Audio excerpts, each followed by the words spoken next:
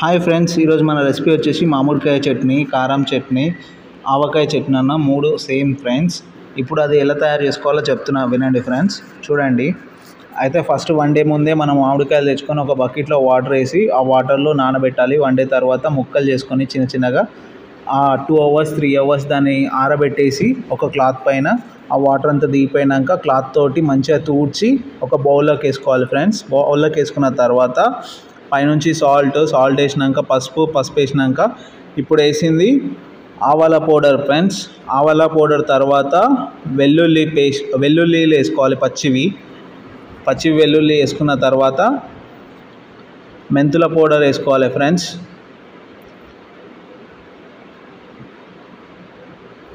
మెంతుల పౌడర్ తర్వాత జీలకర్ర పౌడరు,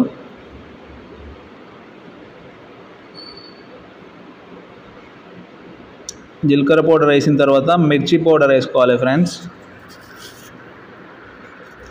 మిర్చిల పౌడర్ వేసుకొని మంచిగా మిక్స్ చేసుకోవాలి. తగినంత మిర్చి వేసుకొని చూడండి ఫ్రెండ్స్, నేనైతే తగినంత వేసుకొని మంచిగా ముక్కలకు ఈ మసాలా ఇదంతా అంటే అంతవరకు మంచిగా మిక్స్ చేసుకొని దాన్ని కింది నుంచి మీద దాకా మంచిగా కలిపిన తర్వాత దీని లోపల ఇంకో ఇంగ్రీడియంట్ వేయాలి ఫ్రెండ్స్. అంటే ఆయిల్ తోటి చేయాలి. అది ముందే మనం తయారు చేసి పెట్టుకోవాలి. అదేంటంటే ఆయిల్ పొయ్యి మీద పెట్టుకొని దాంట్లో ఆవాలు ప్లస్ ఒట్టి మిరపకాయలు ప్లస్ అల్లం వెల్లుల్లి పేస్ట్, కొబ్బరి పొడి, పల్లీలు కొన్ని వేసుకొని మంచిగా ఇది మరిగేంత వరకు ఉంచుకొని దించేసుకోవాలి ఫ్రెండ్స్. ఒక 2 అవర్స్ ముందు ఇది నూనె మొత్తం చల్లారేంత వరకు పక్కన పెట్టుకోవాలి ఫ్రెండ్స్. చల్లారిన తర్వాత మనం ఈ ముక్కలకి వేయాలి ఫ్రెండ్స్. వేసి మిక్స్ చేసుకోవడమే. ఇప్పుడు తగినంత వేసుకుంటూ మిక్స్ చేసుకుంటూనే ఉండాలి. నాకైతే మా మమ్మీ ఇది చేసే ముందు అయితే మామూలుగా చుక్కలు చూపించలేదు. ఎందుకంటే అది కలపాలంటే స్నానం చేయాలంటది, అది ముట్టుకోవాలంటే స్నానం చేసి కట్ చేయాలంటారు. వామ్మో, ఈ పద్ధతులు ఏందో ఇదేందో మనకు అర్థం కాదు ఫ్రెండ్స్. ఎంతకైనా పెద్దోళ్ళే, అందుకే అన్నారు కదా పెద్దల మాట సద్ది మూట అని. ఇప్పుడు మనకి ఎంత కావాలో అంతంత మిక్స్ చేసుకుంటూ పోదాం ఫ్రెండ్స్. ఆయిల్ సరిపడేంత వరకు మిక్స్ చేస్తూనే ఉండాలి.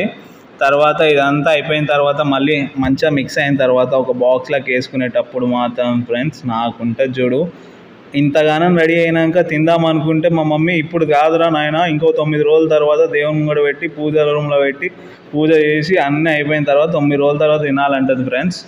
ఇదేందో నాకు అర్థం కాదు.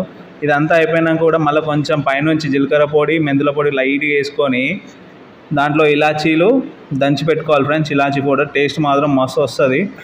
చూడండి ఫ్రెండ్స్, అస్సలు నాకు చూస్తుంటే నోరు ఊరుతుంది ఆ చట్నీ ఎప్పుడెప్పుడు తిందామా అని. మా మమ్మీ మాత్రం పూజ చేసిన తర్వాత తిందామంటుంది friends.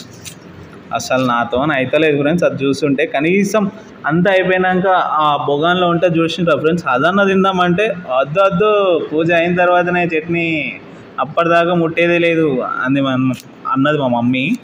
Thanks for watching friends Anvi creation. ఇంకా 4-5 చట్నీలు ఉన్నాయి, అవి రేపటి నుంచి రిలీజ్ అవుతుండే friends. Thanks for watching Anvi creations. Sign of.